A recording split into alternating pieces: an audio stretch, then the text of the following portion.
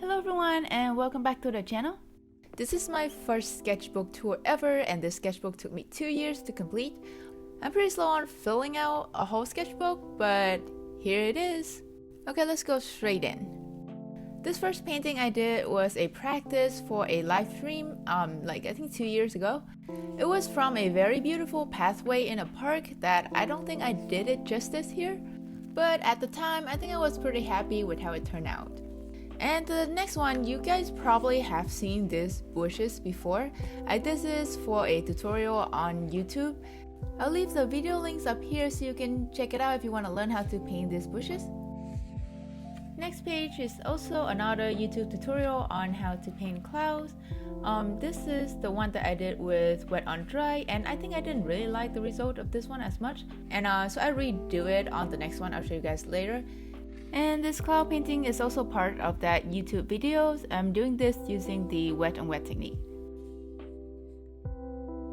I'm glad that this painting is kind of from a while ago because I just recently did another kind of similar-ish cloud painting, and comparatively I'm really happy, I guess, with my improvement over the years of seeing how much of a difference it is now compared to back then. The painting on the right hand side is also from my gouache painting course for beginner, which should be out by the time this video airs, and is only open for registration for 5 days. So if you're a beginner and you would like to learn gouache paintings, check out the link in my description and sign up before this Sunday.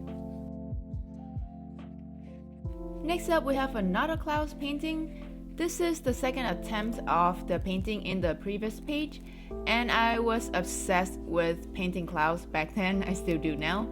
They're just really fun to paint. Highly recommend it. Here is also another second attempt of one of the previous paintings. I think I tried to add a little bit more contrast compared to the very first one. It's still kind of same composition, there's like a path in the middle, but it just looks a little bit better to me. So this next one is a little interesting because this is technically another attempt of the painting I just showed you previously.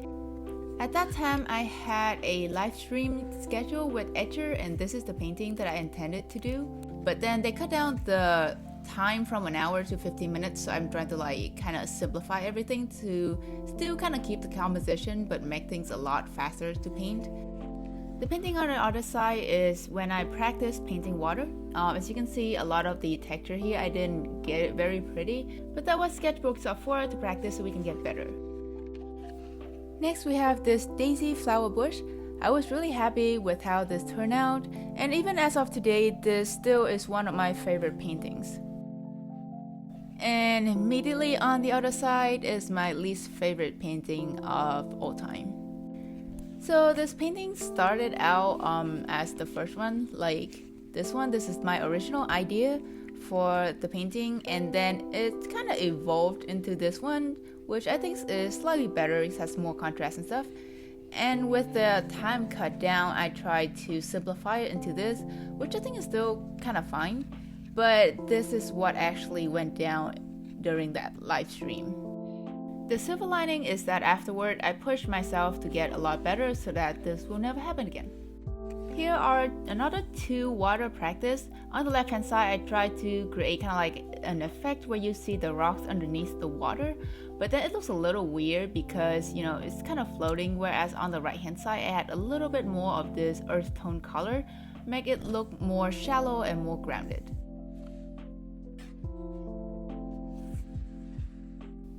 This is a Japanese garden stone statue. I'm not sure exactly what they're called, but yeah, just a fun simple painting that I did. The next one is one of my first painting from imagination without references. It was a really fun experiment. Next up is a gouache painting of a coffee shop, like the storefront of it in Vietnam. And on the other side is a sketch that I did for a commission. So the actual commission painting is a lot bigger. It's like this size, 9 by 12. I use a mixture of watercolor and gouache, so the background up here are first layer with watercolor, and then I add some gouache that is opaque on top of it. And we have some portraits coming up next. These portraits, I did it from imagination without any references. I don't think I should have done that because the anatomy and the proportions is kind of off. I'm trying to do a kind of like semi-realistic style. This one is painted with watercolor, while the other one on this side is painted with gouache, and as you can see, it's a little bit off. The proportion is a little bit crooked again because I didn't use reference. We have another portrait here, also done in watercolor from imagination, and yeah, well, everyone, this is quinoa. Well, this is quinoa feet. This reminds me that I need to learn more about portrait drawing, proportion, and anatomy to get a more accurate painting. On the next page, I'm doing some brick, kind of like texture study. I use masking fluid on the middle section between this brick and just kind of gouache some red and brown colors on top of everything. This is a watercolor and ink version of one of the previous painting of the Vietnamese coffee shop. Like this one is done with gouache, and then I try to go for a different style here with watercolor. And I think I like the watercolor version a little bit better. It just looks brighter and happier to me. This is another mixed media painting. The background, the clouds and the sky is painted with watercolor, and the foreground, the kitty, the girl, and the ground, I use poster colors. This is a study that I did from my all-time favorite artist, Eruda Art. His painting is always like very storytelling, and I love just, the little color transition and everything about his work. If you don't know him, definitely check him out. I'll leave the link in the description.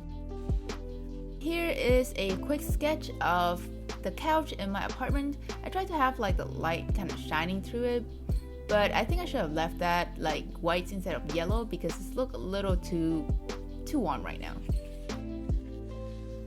So I tried to kind of redo this painting here with a little bit better coloring. That's little green is from the other painting.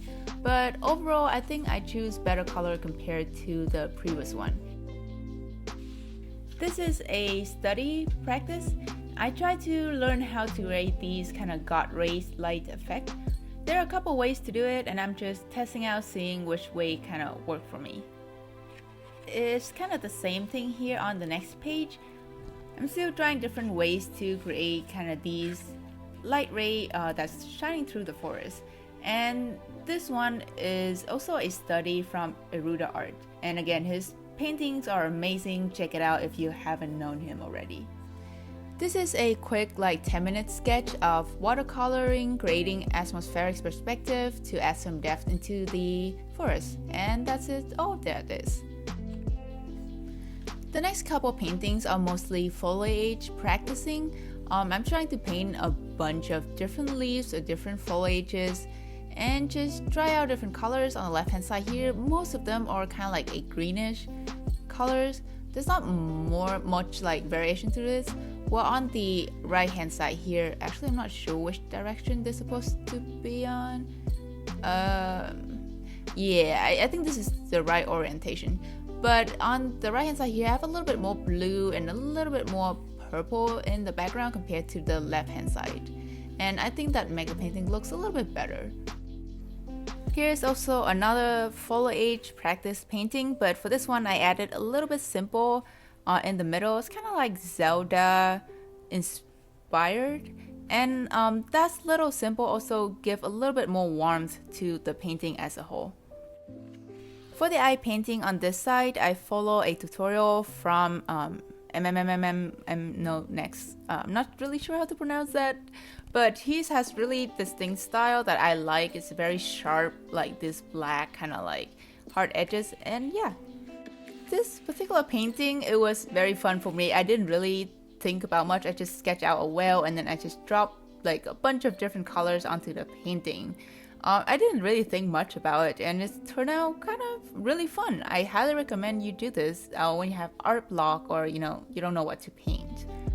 This is some simple water droplets painting. Again, it's easy and fun, and I highly recommend it when you don't have a big chunk of time to do like a full landscape painting. Here are some just skin tone color, watercolor practice. I'm just trying to get a kind of smooth transition between the different colors on the skin tone from like kind of dark to light here. Next up are some hair practices with watercolor. I'm trying to not use masking fluid, or we're not gonna use any other medium. Like I'm not gonna add white gouache on top of it afterward. I'm just trying to leave out these kind of white spot on the hair, and yeah, I'm just kind of practicing painting hair here. The same goes for this side. Yeah, I'm trying to leave off some white spot, leave off some paint like this, like very thin line right here. This painting is also a YouTube video. You can definitely check the link right here to learn how to paint that one if you want to.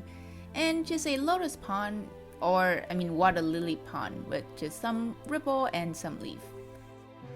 Okay, there's two hair paintings on this side, and I did the left one first. Actually, they are kind of like, I think like 2 or 3 months apart, and the left one is so much better than the right one. And I have no idea what I did back then to get that effect, and I don't know why I couldn't get the same thing when I redo them on the right side.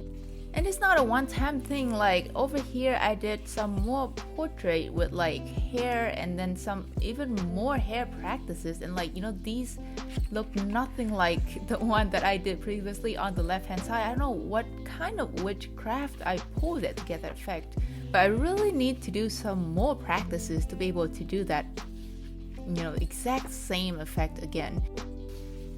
On this next page is still watercolor. I painted some tuna and oranges. I think I was pretty hungry at that point at night, but it's pretty late and I didn't want to have to go out and buy more food, so I just painted them and be sad.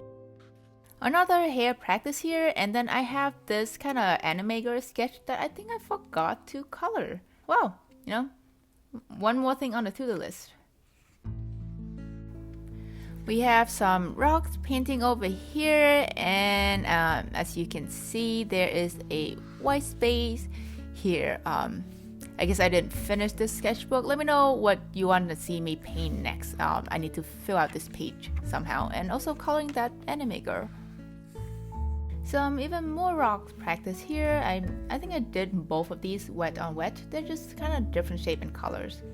Here I did this kind of pile of rocks wet on dry, just a kind of simplified version of it. And these are, I think, I'm trying to do some blending with gouache, just trying to see how I can create a smooth blend using, slightly different techniques. And our last and final page are also a bunch of blending. Just the same as previous one, but different color, and also just trying out different techniques here. And that my sketchbook. I hope you enjoyed that sketchbook tour. I picked this specific sketchbook because it's had many different variety in here. It has portrait, it has landscape painting, it has like full painting, it has some practices, and it has things that kind of like what sketchbook are meant for. I would say it's not always a portfolio where everything has to be perfect. It's also for exercise and having fun. So yeah, I hope you enjoyed the video. Thank you for watching, and I'll see you in the next one. Bye!